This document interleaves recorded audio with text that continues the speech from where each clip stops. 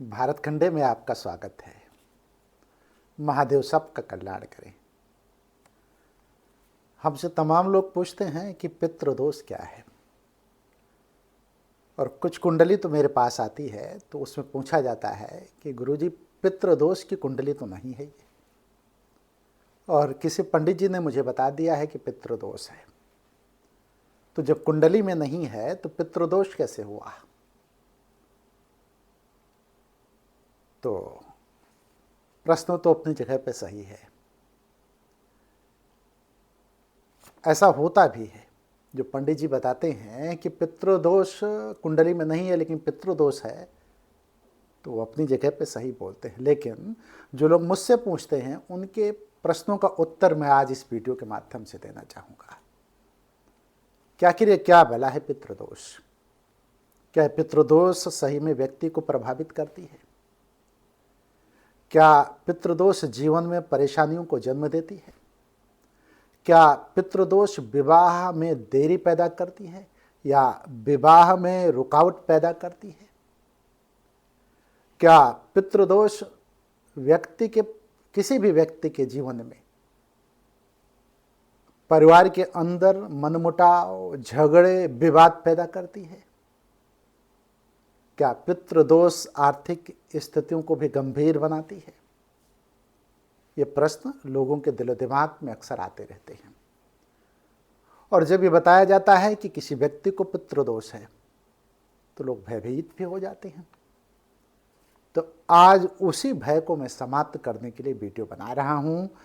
देखिए, पितृदोष भयभीत नहीं करता, पितृदोष आशीर्वाद भी देता है। अगर पितृदोष का सुधार कर लिया जाए तो आशीर्वाद के रूप में सब कुछ मिलेगा आपको। धन, धान्य, वैभव, संपदा, कोई भी रुकावट हो, आर्थिकी में दिक्कत आ रही, आर्थिकी रुकी है तो रुकावटें खत्म हो जाएंगी, धनागम शुरू हो जाएगा।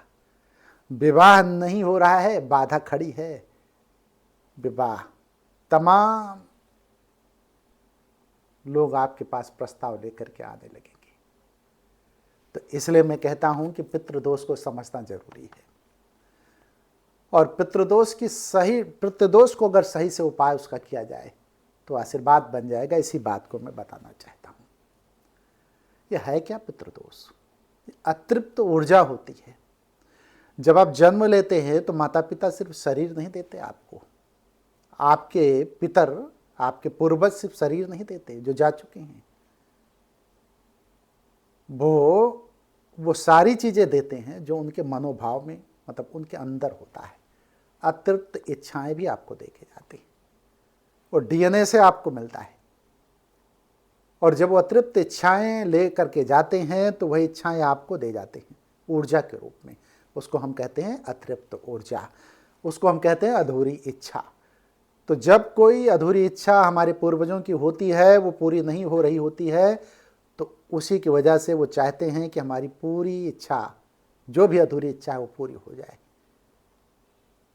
और जब आप अपने पितरों की, अपने पूर्वजों की उस अधूरी इच्छा को पूरा नहीं करते तो दोष उत्पन्न होता है, और उस दोष के चलते आपको दिक्कतें आती हैं। माना कि आपके पूर्वज आपको शरीर दे के गए, ये शरीर है, लेकिन जो उनके मन में रहा होगा, कोई दुख, कोई तकलीफ, कोई आघात, अवसाद, जिसको एंजाइटी बोला जाता है, तो सारी चीज़ें आपके अंदर आएंगी। वो ऊर्जा डीएनए के माध्यम से ट्रांसफ़र हो जाती है। बहुत सूक्ष्म ऊर्जा होती है, इसको समझना भी कठिन है और समझ लेना भी आसान है, दोनों बातें हैं। तो अतृप्त ऊर्जा को जो होती है ना, उसी को मुक्त करते हैं। तमाम उपायों के द्वारा हम उस ऊर्जा को मुक्त करते हैं। तो कुंडली में तो इसका कोई जिक्र नहीं आएगा ना।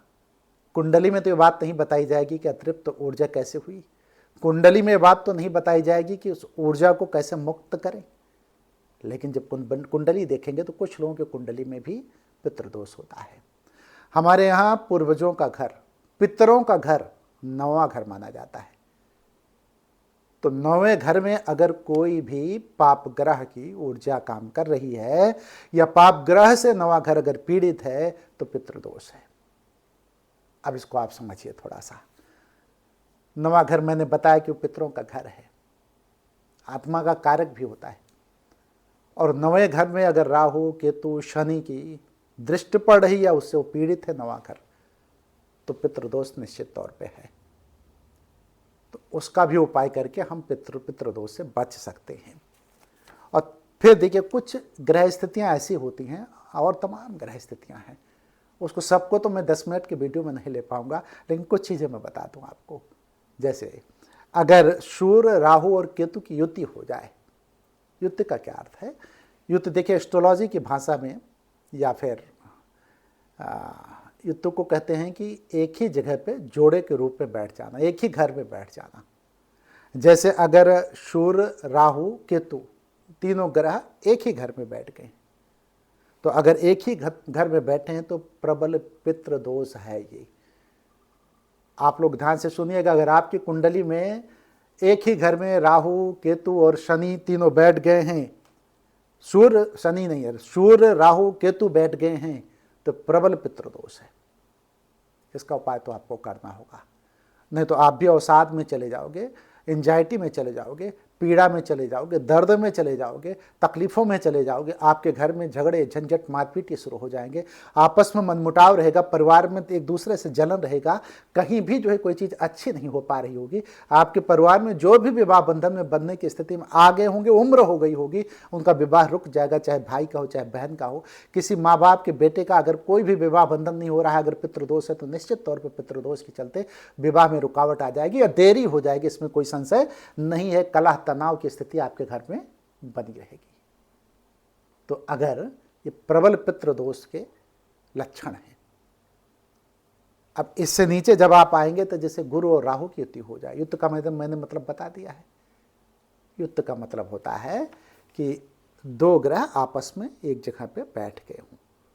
तो मैंने बताया कि यदि जो है राहु, गुरु और राहु एक साथ बैठ गए हैं तब भी पितृदोष है। उसी जगह पे यदि सूर्य और शनि बैठ गए हैं, तो सूर्य शनि कैसे बैठे हैं? सूर्य का दुश्मन तो शनि है ही है, आप लोग जानते ही हैं। शनि और सूर्य में पुत्र हैं, शनि पुत्र हैं, लेकिन उसके बावजूद भी दोनों में बैठती नहीं है। अगर एक ही घर में बैठ गए हैं तब भी जो है प्रबल पितृदोष की स्थिति बन रही है। तो ये तो कुंडली के हिसाब से पितृदोष है। तो इसीलिए हम जब कहते हैं कि अमावस्या के दिन तांबे कौए को या फिर गाय को जो रोटी खिलाई जाती है अमावस्या के दिन, या पीपल में जब जल दिया जाता है, तो सिर्फ जो है कर्मकांड नहीं होता। पितृ शांति का जब हम उपाय करते हैं, तर्पण देते हैं, तो केवल कर्मकांड नहीं होता। एक होता क्या है कि विचारों और ऊर्जा के पैटर्न को बदलने की एक विधि है। तो आप विचारों और ऊर्जा के पैटर्न को बदलने की विधि अपना करके अपने पितृदोष से मुक्त हो सकते हैं, ये हमारे कहने का अर्थ है। तो इसलिए मैं कहता हूं कि पितृदोष अगर है तो उसमें सावधान रहने की ज़रूरत है। देखिए पितृदोष का सीधा संबंध जेनेटिक ऊर्जा से होता है। इसको हम कह सकते हैं सबकॉन्शियस माइंड से होता है, अवचेतन मन से होता है। हमने पहले भी वीडियो में बताया था कि अवचेतन मन पूरी दुनिया को, पूरी कायनात को, पूरे ब्रह्मांड को जानता है। तो जो काइनेटिक ऊर्जा है ना, वो ट्रांसफर होती रहती है। जब मैं पितृदोष की बात करता हूं तो कुछ लोग ये कहते हैं हमारे पिता, नहीं, पिता के भी पिता हो सकते हैं, पिता के भी पिता हो सकते हैं, उनके भी पिता हो। कहने का अर्थ ये है कि आप कई कई कई पीछे तक चले जाएं, और पीछे तक जाते जाते आप पाएंगे कि कहीं का भी दोष आपको लग सकता है। आपके 100 जन्म की जो वो है ना, आपके पूर्वजों की, उस पर भी आपको दोष लग सकता है। तो इसलिए मैं कहता हूँ ये काइनेटिक ऊर्जा है। इस ऊर्जा को आम आदमी नहीं समझ सकता कि किस पितृदोष या किन पितरों की वजह से हमारे अंदर दोष पैदा हुआ है, किन पितरों की वजह से हमारे अंदर जो है अतृप्त, मतलब हम परेशान किए जा रहे हैं, उनकी इच्छाएं अतृप्त रह गई हैं, जिसकी वजह से हमें परेशानियों का सामना करना पड़ रहा है। तो इसीलिए पितृदोष जिनके ऊपर है, तो हर महीने महादेव एक उपाय भेज दिए हैं आपके पास। ईश्वर उपाय पहले दे देता है और कोई दिक्कत बाद में देता है। तो उपाय क्या है? उपाय यह है कि हर महीने अमावस्या पड़ती है, तो अमावस्या के दिन, वैसे साल में तो पितृपक्ष पड़ता है, श्राद्ध दिया जाता है, लेकिन हर महीने भी अमावस्या पड़ती है। तो अमावस्या के दिन क्या करना है कि आप सुबह उठें, स्नान कर लें, तांबे का एक लोटा ले लें, और तांबे के लोटे में शुद्ध जल भर लें, काला तिल ले लें, कच्चा दूध ले लें, और कच्चा तिल मतलब काला तिल और कच्चा दूध लोटे में भर करके सुबह के समय अमावस्या के दिन आप अर्पित कर दें। किस तरफ मुंह करके? दक्षिण की तरफ मुंह करके। और जब दक्षिण की तरफ मुंह करके जल गिराएं आप, अर्पित करें जो है, तो अगर धरती पे न गिराना हो तो गमले में भी गिरा सकते हैं। कोई गमला है उस पर भी आप गिरा दें, और गमले में गिराते समय आप ये बोले कि ज्ञात अज्ञात पितरों को यह जल समर्पित कर रहा हूं। सभी ज्ञात अज्ञात पितृ, जो भी ज्ञात अज्ञात पितर हैं, वो तृप्त हों और हमें आशीर्वाद दें। तो ज्ञात अज्ञात में आपको 2 पीढ़ी का पता होगा, 3 पीढ़ी का, 4 पीढ़ी का। मान लीजिए 100 पीढ़ी का कोई पितर है, वो तृप्त है, और वो मैंने बताया काइनेटिक ऊर्जा के रूप में। माना कि उसने जन्म ले लिया है, लेकिन काइनेटिक ऊर्जा वो छोड़ गया है। माना कि किसी जन्म के रूप में वो कहीं ना कहीं है, लेकिन उसके द्वारा जो अतृप्त की स्थिति थी, उसकी काइनेटिक ऊर्जा ब्रह्मांड में व्याप्त है, जो आपको प्राप्त हो रही है। तो उसी काइनेटिक ऊर्जा को पितृदोष कहते हैं। कुछ लोग हमसे प्रश्न करते हैं कि पिताजी तो हमारे जन्म ले चुके होंगे, या हमारे बाबा दादा काका जो भी है वो जन्म ले चुके होंगे, तो अब पितृदोष कैसे हुआ? भाई, जन्म मिल गया, सब कुछ है, लेकिन जो ऊर्जा है ना, उसका स्पंदन जो है ना, उस काइनेटिक ऊर्जा का स्पंदन तो ब्रह्मांड में बना हुआ है, और डीएनए के जरिए वो ब्रह्मांडीय ऊर्जा आपके अंदर तो आ चुकी है। तो जब डीएनए के जरिए वो ब्रह्मांडीय ऊर्जा आपके अंदर आ चुकी है, तो दोष तो आपके अंदर आ गया है ना, तो उस दोष को तो शांत करना पड़ेगा। इसी को पितर शांति की बात कहते हैं, पितर दोष शांति की बात कहा जाता है। तो पितर दोष शांति की बात जब मैं करता हूं, तो उस समय दक्षिण दिशा में मुंह करके आपको जल गिराना है। कहना है ज्ञात अज्ञात पितरों को मैं समर्पित कर रहा हूं, सभी ज्ञात अज्ञात पितर तृप्त हों और हमें आशीर्वाद प्रदान करें। ये बोलने के बाद देखिए, 1-2 चीज़ें और हैं। सोते समय भी आप ये काम कर सकते हैं। अपने पितरों को प्रणाम करके आप ये कह सकते हैं कि जाने अनजाने में जो मुझसे भूल हुई है, उसके लिए हमें क्षमा करें और हमें ऊर्जावान बनाएं। ये आप कह सकते हैं। देखिए, पितर जो होते हैं ना, आपसे धन द्रव्य वस्तु नहीं चाहते। उनकी ऊर्जा जो है वो हमें धन द्रव्य वस्तु के लिए नहीं कहती कि आप हमें दो। वो सिर्फ स्मरण की बात करते हैं, आदर की बात करते हैं। उनको स्मरण और आदर चाहिए। यदि आप स्मरण और आदर दे देते हैं ना, सब कुछ उसी में समाहित हो जाता है। तो इसलिए मैं कहूँगा कि जो लोग इन चीज़ों से, जो चीज़ें अभी मैंने गिनाई हैं, इन चीज़ों से परेशान हैं और उनके समझ में नहीं आ रहा है कि मुझे क्या दोष हो गया है, क्या दिक्कत आ गई, तो अपने पितृदोष को जरूर चेक करा लें। कुंडली में अगर पितृदोष है तो, और नहीं है तो भौतिक जगत में ये पितृदोष मतलब वो ऊर्जा जिसको मैंने बताया जेनेटिक ऊर्जा, जिसको मैंने कहा कि अभी थोड़ी देर पहले कि ऊर्जा रिलीज हो रही है, उसी ऊर्जा को आपको मुक्त करना है। तो आप किसी भी विधि से किसी भी जगह पे पहुंच करके आप ये ज्ञान प्राप्त कर लें कि कहीं पितृदोष से तो आप पीड़ित नहीं हैं। अगर आप पितृदोष से पीड़ित हैं तो उसका उपाय करें। और भी अच्छे उपाय हैं पितृदोष के, सामान्य उपाय मैंने बता दिए हैं। लेकिन अगर बहुत पीड़ित हैं आपको दिक्कतों का सामना करना पड़ा है, तो बेहतर उपाय के लिए आप हमसे संपर्क कर सकते हैं कि पितृदोष के लिए हमें क्या करना चाहिए, और ये भी पता करने के लिए क्या मुझे पितृदोष तो नहीं है।